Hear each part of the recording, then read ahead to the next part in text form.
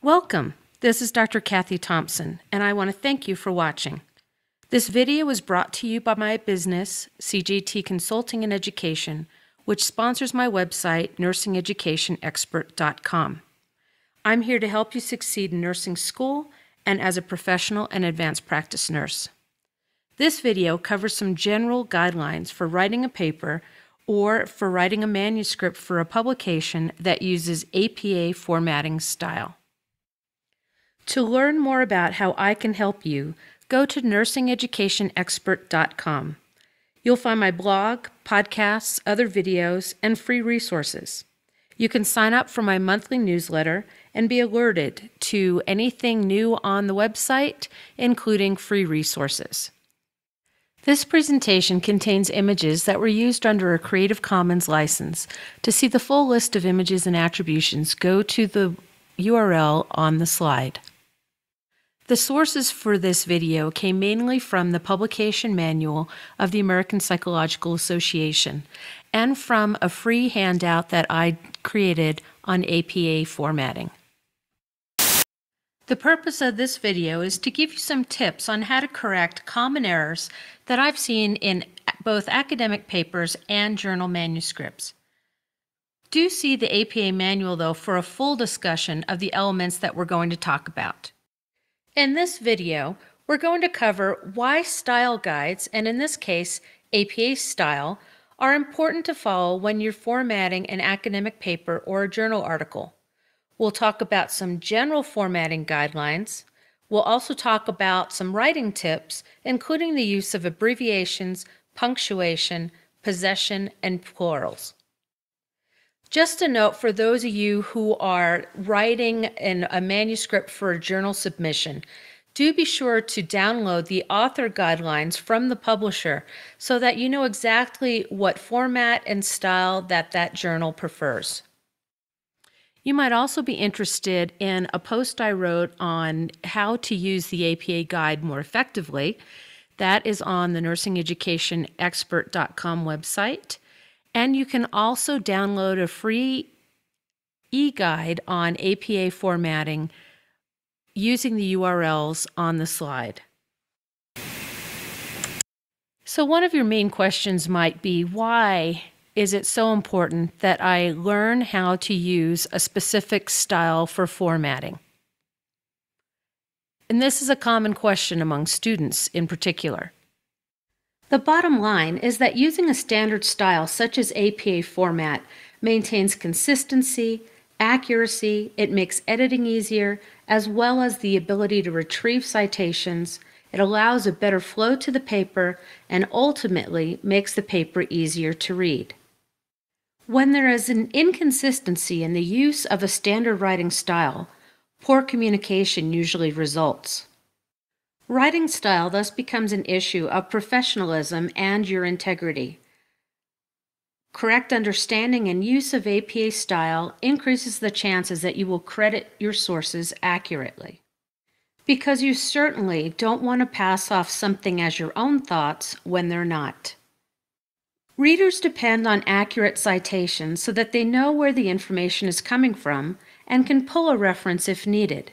It's so frustrating to try to find an article you would really like to use for your own learning or your own research when the citation is incorrect or missing pieces.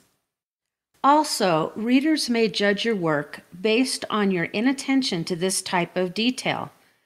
Inconsistent or sloppy APA format casts doubt over how carefully you researched the paper or even how carefully you credited authors for their ideas. So the number one tip that I can give you is to always check with your instructor for specific APA guidelines to use for the assignments. These changes may include modifications from the current edition or from published College of Nursing modifications. And again, the instructor is the one grading your paper, so do whatever they want you to do. The second tip that I would like to give you is to follow the directions. I tell students to take the directions and place them next to their papers and then check that they have all the sections from the directions included in their paper to the level of detail that is asked for. So for example, there's going to be a different level of detail for a summary paper or an overview of a topic versus an essay that requires intense reflection. Comparison and contrast of research studies is going to take more time and more detail. A research paper is also going to take a lot of time and detail. So again, follow the directions. You might be given a suggested number of pages for certain assignments. The reason for this is that the instructor may not want you to turn in a 25-page paper when the level of detail required is more of a summary and an overview. So a page limitation might be one way to get you to learn to write concisely, but to fulfill the requirements. For the most part, quality is better than quantity any day. So let's talk about some of the nuts and bolts of formatting. One of the most important questions you can ask your instructor is to ask what word processing software is acceptable for your assignments. So whatever the instructor wants, that's what you need to give them. If they want a Word file, then you need to submit a Word file. If they want a PDF file, then submit a PDF file, etc. The next thing to make sure of is that you are labeling your file according to your instructor's instructions. Okay, so let's talk about fonts and how large the font should be. The most common font asked for in formal papers is going to be a serif style font. Serif style basically means that there is a slight line at the beginning and the end of each letter. The thought is that it's easier for your eye to flow across the paper to read. That may be true depending on the font. In some cases, sans serif, a sans serif font may be a better choice. Regardless, do what your instructor asks you to do. The most common font used is Times New Roman, and a 12-point font is pretty common across the board. The margins of your paper should be set at 1 inch, so there should be 1-inch margins on the sides and the top and the bottom. The only difference would be if you were writing a thesis. In that case, usually your left margin is wider, so that the thesis can be bound, or the dissertation. But for academic papers, 1-inch margins. You also should make sure that your text is left justified, not full justified, not centered, not anything else. And actually, left justified should be the default, as should 1-inch margins. If you're writing a long paper, then page numbers are helpful. They're not always necessary. When you do add page numbers, they should be formatted to appear in the top right corner. That's pretty standard. You also want to double space your text.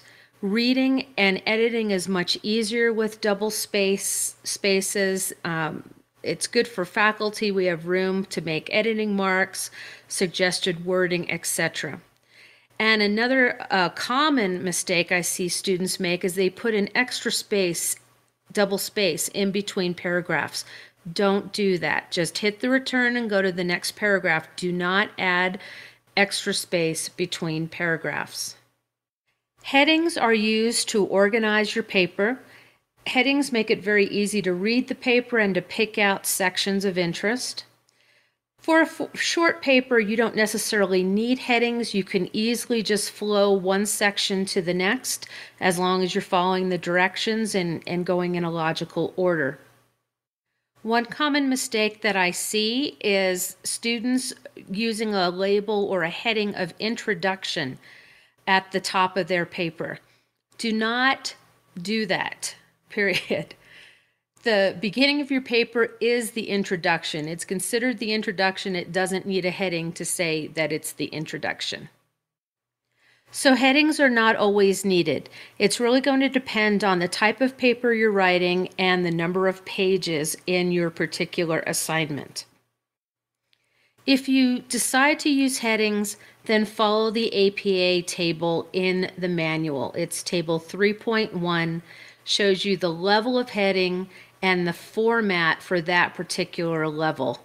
There's a whole section that you can read about headings and decide on whether or not you want to use them. And the last thing in this particular section is in your word processing program to select what's called widow and orphan control. You can usually find that in the formatting section of your word processing software. So what widow and orphan control does in Word, for example, it prevents Word from placing the last sentence of a paragraph at the top of a page. That's called a widow. Or it prevents Word from placing the first sentence of a paragraph at the bottom of a page, and that's called an orphan. So it does a good job, therefore, of keeping your paragraphs together. So let's talk a little bit about writing the paper, and these comments are from general observations that I've made and common mistakes that I see in student papers. The most common mistakes I see in academic papers are spelling mistakes and grammar and syntax errors. There's almost no excuse for spelling mistakes because usually the words are underlined in red for most word processing programs, and that red usually identifies a spelling mistake. So be sure to go through your paper and look for those underlined areas and fix that spelling before you submit the paper. Grammar and syntax basically refers to English language usage and sentence structure. So it's how your words are being put together. Sometimes it can be very confusing if you don't use good punctuation in your sentences either. We'll talk about punctuation here in a minute. So proofread your paper so that you can catch those spelling and grammar mistakes. Sometimes it helps to read your paper out loud and you can catch mistakes that way. As far as word choices, just don't get fancy and be careful of the words that you choose from a thesaurus without really understanding what the word means in the context that you're using it in. When you're trying to describe or summarize published works in a paper, be sure to use the past tense or the present perfect tense. So for example, you would say Smith found or Smith studied, that would be past tense, or you could say Smith has found, has studied, that would be present perfect tense. Spacing is another common mistake I see. So, after any punctuation mark at the end of a sentence, make sure there are 2 spaces before the next sentence begins.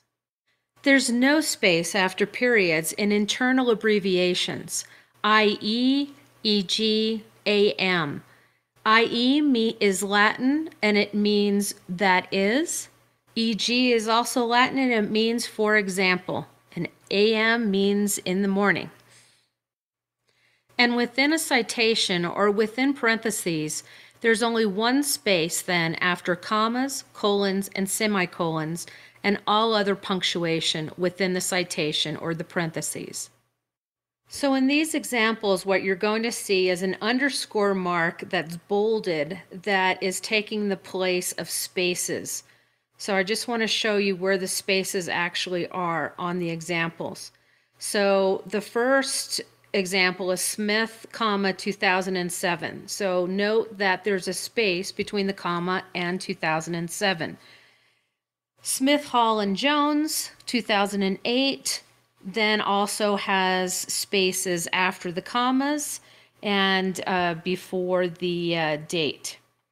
Smith et al., notice that all has a period and a comma. Et is a word, all is an abbreviation for and others, and therefore that's why that has a period after the all. And notice that there's a space before the 2008 reference in Smith et al. The next example is the punctuation within a citation. So here we have Smith, AJ, and Hall, DR, 2008, and then whatever the title of the article is. So again, I used the bolded underscore mark to show you where the spaces should be. This is one of the biggest mistakes that I see when students are doing reference citations.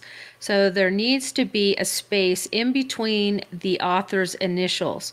So Smith, comma, space A, period, space J, period, comma, space, ampersand, and Hall. So same idea there. And there's a space before the date, and then a space after that period within the citation that then starts the title of the article. And then again, I'm just showing you how the spacing works from the title to the name of the journal, which actually is in italics. Then there's a space before the volume, and notice that the issue is right up next to the volume. So volume and the name of the journal are italicized, but the issue is not. And then there is a comma, and then a space before the page numbers.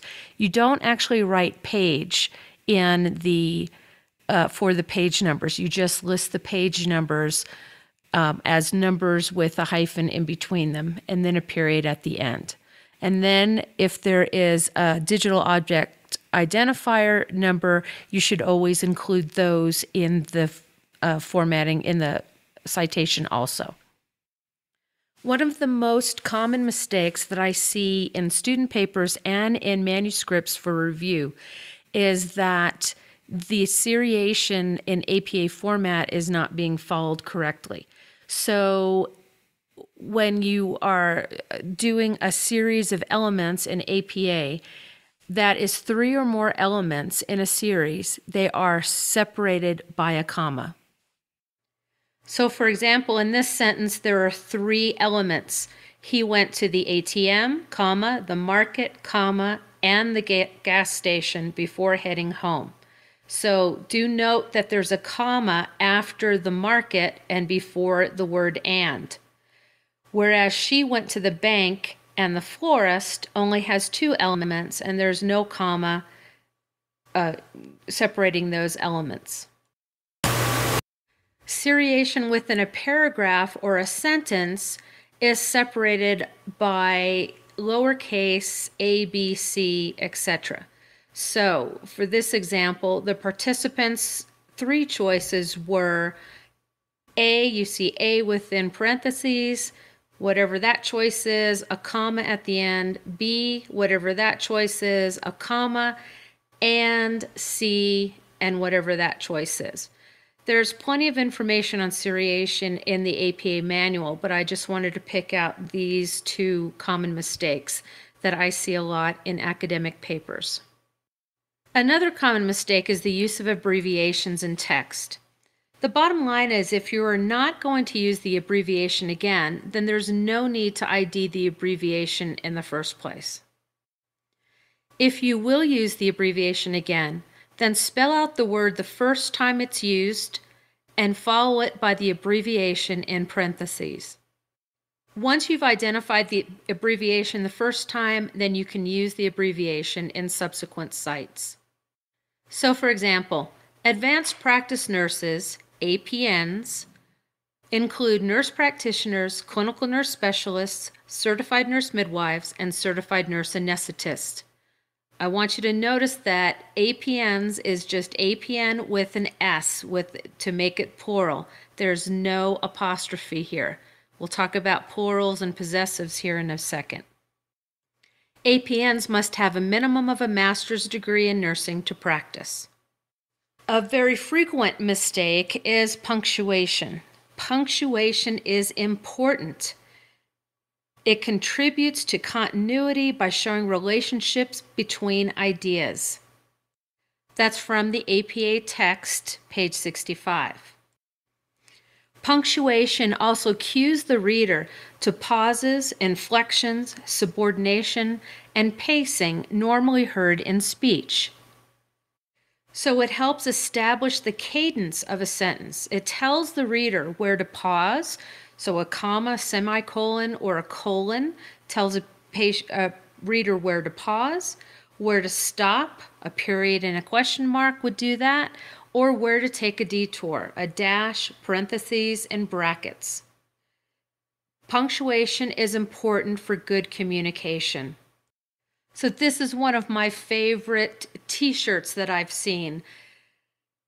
If you look at these two sentences, the top one says, "Let's eat Grandma," and you see Grandma looking understandably concerned, but the sentence underneath says, "Let's eat, comma, Grandma. Let's eat, Grandma." Obviously, they have two different meanings. The bottom line is that punctuation saves lives, and that comma makes all the difference. So this last section of common mistakes has to do with possession and plurals. And this is one of the biggest pet peeves I have when I'm reading academic papers. So to make a plural, you add an S. There is no apostrophe. So for example, if you say in the 1990s, notice that there's no apostrophe between 1990 and that S.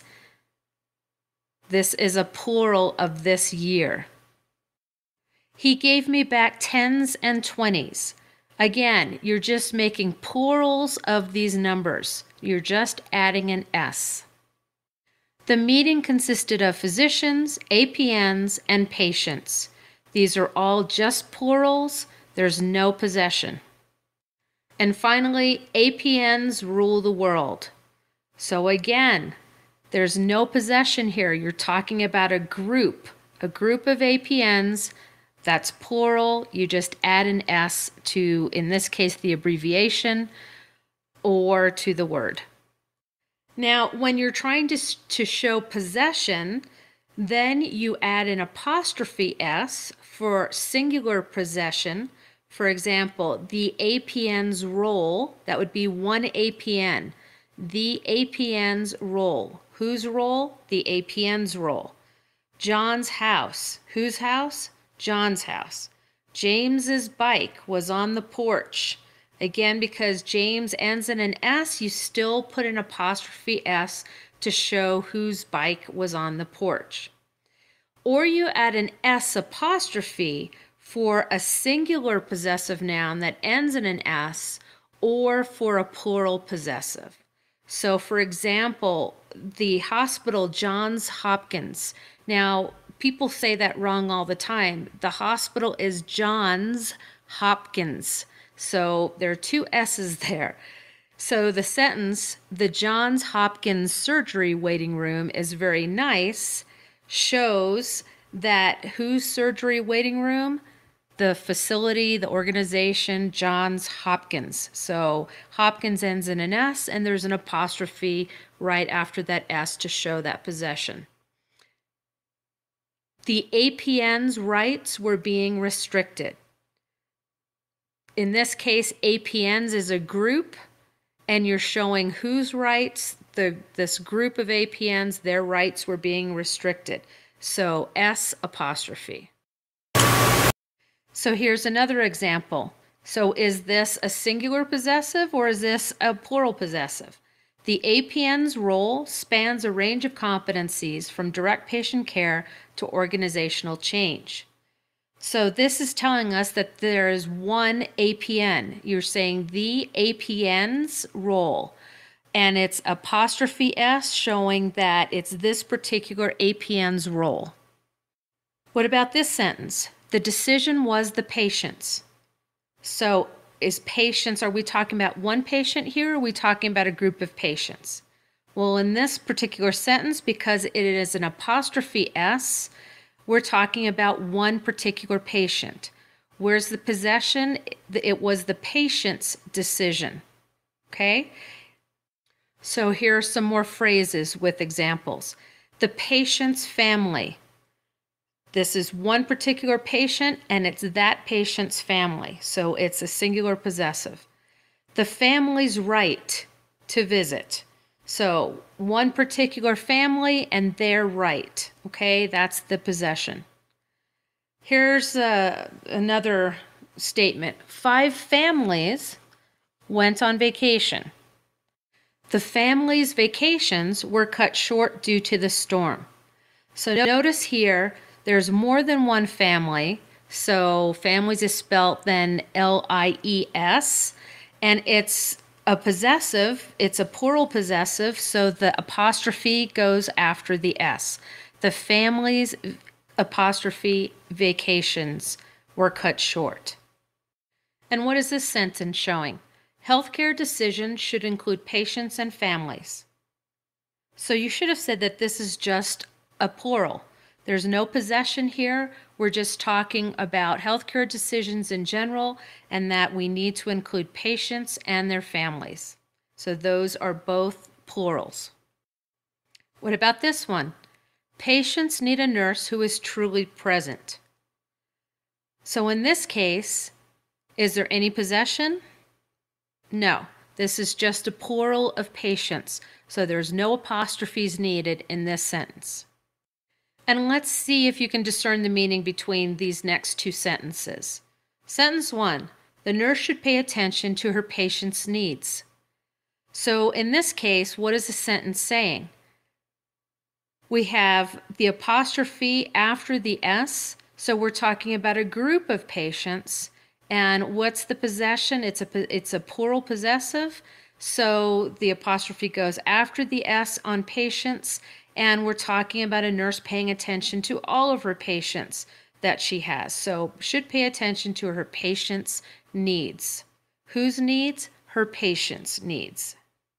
And what's the difference with this sentence? The nurse should pay attention to her patient's needs. Well, in this case, we have a singular possessive. So we're only talking about one patient.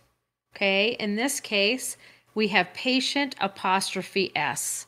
That patient's needs. So it's a singular patient, and whose needs are we talking about? The patient's needs. And in this case, only one particular patient. So that does it for this video. Future topics in this video series include how to credit sources using APA format, and how to write reference citations. So thank you for sticking with me this far. I know it can be really tedious talking about APA format and where spaces go and periods, and it all sometimes seems like it just doesn't make a big difference. And actually, in the greater world, it doesn't make a big difference, does it? But if you are writing a paper for your instructor who expects APA format, or you're writing a manuscript for publication where APA format is being used, then you need to take these details into, keep these details in mind. So I want to thank you again for watching. I want to remind you that there's a free eGuide on APA format that you can get at my website called Nursing Education Expert, that's all one word.com. There are a variety of blog posts on writing, professional writing, as well as nursing research and nursing theory and nursing education and leadership and productivity and a whole bunch of other things. Also, with a lot of the blog posts, there are more free resources. So please sign up for my newsletter, pick the resource that you want, sign up. You can obviously choose more than one resource, and then please leave a comment for this video on the YouTube channel. Thanks for watching, and I look forward to serving you in the future.